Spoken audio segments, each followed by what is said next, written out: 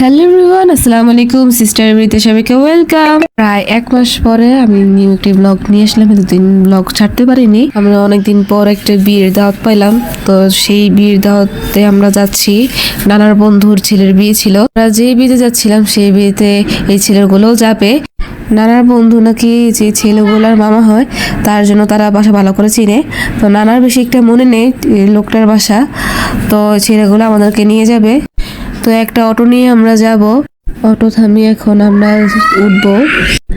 অটোতে যখন উঠেছিলাম আম্মু আর আমি একসাথে বসেছি, আর নানার সাথে দুইজন একসাথে বসছে, 3জন মিলে, আর সামনে দুজন বসছে। আর অটোতে উঠে একটু ভিডিও করে নিলাম বাহিরের।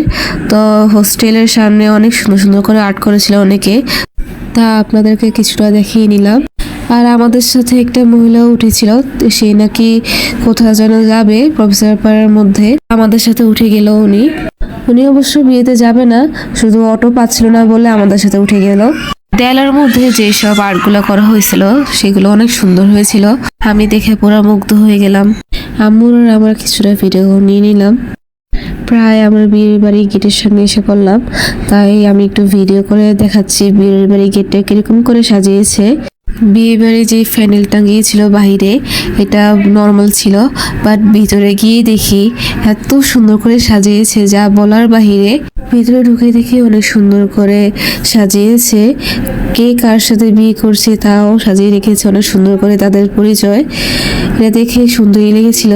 বিয়ে বাড়িতে এসে দেখি অনেকে আমাদের এলাকায় আছে, এলাকার মানুষ এখানে আসছে। মনে হচ্ছিল পুরো এলাকার মানুষদেরকে দাওয়াত দিয়ে রেখে দিছে।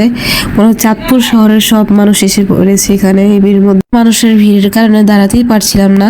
আমরা বিয়ে বাড়িতে ঢুকেই প্রথমে একটু খেতে বসবো ভেবেছিলাম, বাট গিয়ে দেখে এত ভিড় যা বলার বাইরে। এখানে এতগুলা সিট বসাইছিল যে খাওয়ার জন্য, যে একটা সিটের মধ্যেও জায়গা ছিল না।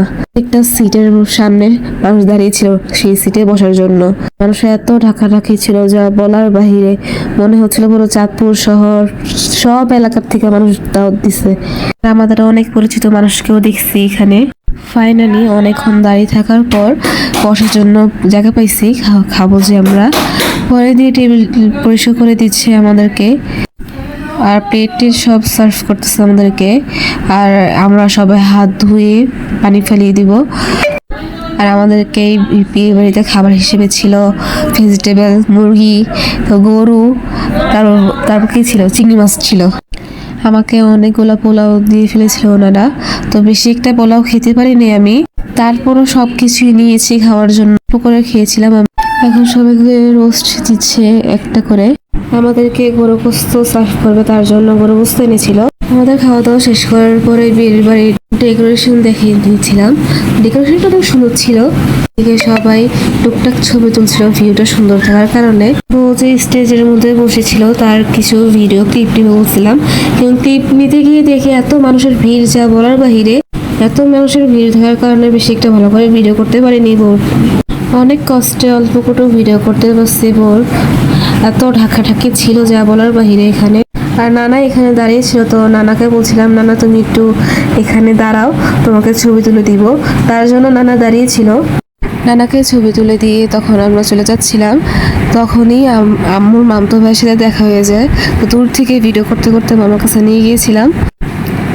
আর এই মামাকে দেখে আরেকটা মামাকে দেখছি, দুজন মামাকে। এইটা হচ্ছে ছোট ছোট দুজন মামা, এই দুজনও আম্মুর মামতো ভাই। তো দুজনের এই ভিডিও করে নিলাম।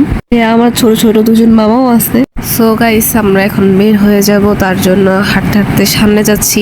মামারা আমাদের পরে আসছিল, তাই মামারা এখন খেতে বসবে। আর আমরা খাওয়া দাওয়া শেষ, ছবি তোলা টোলা সব শেষ, তার জন্য আমরা চলে যাচ্ছি। আর রিক্সার মধ্যে আমি উপরে বসেছিলাম, নানার আম্মু নিচে বসেছিল।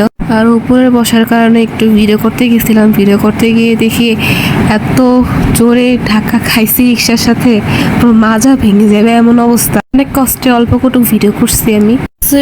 আমাদের ভিডিও এতটুকু পর্যন্তই ছিল। সবাইকে আল্লাহ হাফেজ জানাই। আর আমাদের ভিডিও প্লিজ সবাই বেশি বেশি করে শেয়ার করবা, সাবস্ক্রাইব করবা, ফলো করবা। সবাইকে টাটা। তোমাদের সাথে নতুন একটি ভিডিওতে দেখা হবে।